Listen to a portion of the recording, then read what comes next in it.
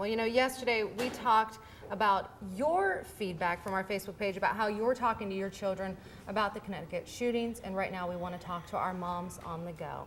Joining us, of course, are Lisa Harst and Molly Pearson. Look at that. I almost said Molly. Yeah, Molly's not here again today. We miss you, Molly. Allie Dar. Sorry, Allie. Okay, so obviously, tragic doesn't even begin to describe the Connecticut school shootings. How have you guys been handling this, and what is your advice to moms out there and parents out there?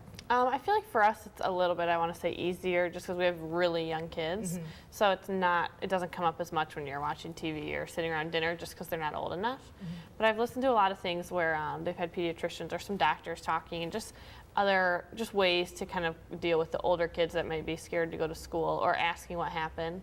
And a lot of the advice was just really to stick with what your children already know, and not really to just start talking and inform them otherwise, but maybe say, like, what did you see or what did you hear happen? Mm-hmm. Kind of figure out as much information as they know, because they might have, a false sense of what happened, or they may be confused, maybe they didn't get the facts straight. Mm-hmm. So they say just lead off with what your kids already know, ask them what they heard, what they saw, what they think, and that way you can kind of go from there and just keep it, as minimal as possible. You don't want to just start rambling on if they didn't know half of that stuff, so. Absolutely. What about you, Allie? Yeah, I mean, like Lisa said, our kids are so young that we don't really have to touch on it, and I could watch it without my kids knowing what was going on.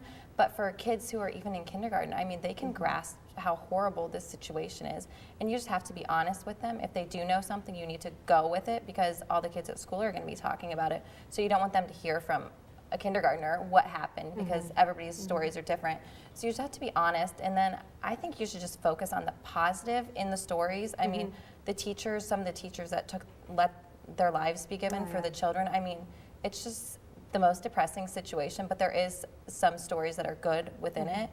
So you just have to focus on the positive. And that's what we try to do here Monday on the show, is that we really want people to remember the names of the victims.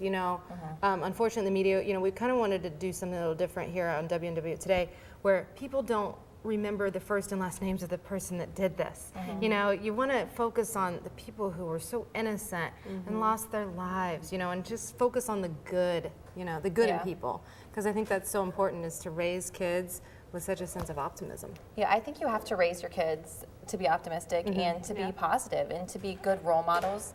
And I just think you have to be on top of your family and know what's going on with your children. Even when they're adults, you need to be in constant contact with them and make sure, if you see something going on, to be on top of it. Yeah, absolutely. Keep them mentally healthy. Yeah, I think it's important, just because keeping them positive is really important. You just never know, what your kids are thinking, and when they're young, their mind can go anywhere. Yeah. So you just want to make sure you know what their facts are that they already know. All right, good advice, guys. Good advice. All right, we'll check in again with you guys again next hour. Our lovely moms on the go are here, Allie Dar and Lisa Harst. And of course, look at all these gifts in front of us. We'll talk about that in just a minute. But first, we want to talk really quick about how you guys have been handling with your children and just in general with the Connecticut shooting, and a very difficult time, obviously. What is your biggest advice to parents during this time?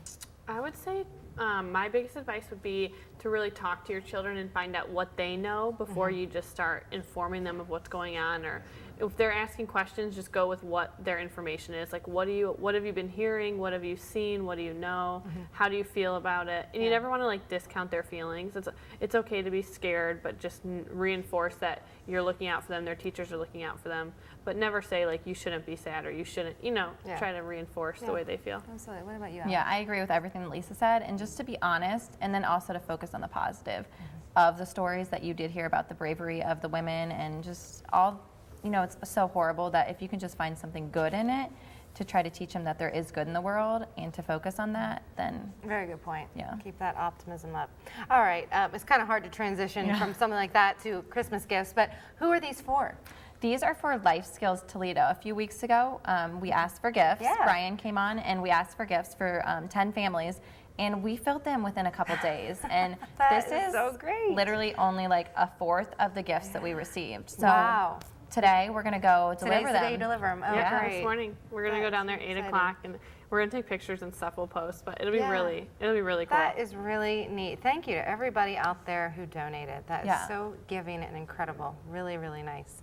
Wow, so you just posted on your page and being here on the show? In 2 days, it was 2 full. days we filled it. Everybody Yeah. wants to give back. Oh, And yeah. I feel like these are the stories that need to be out there. So there is good in the world.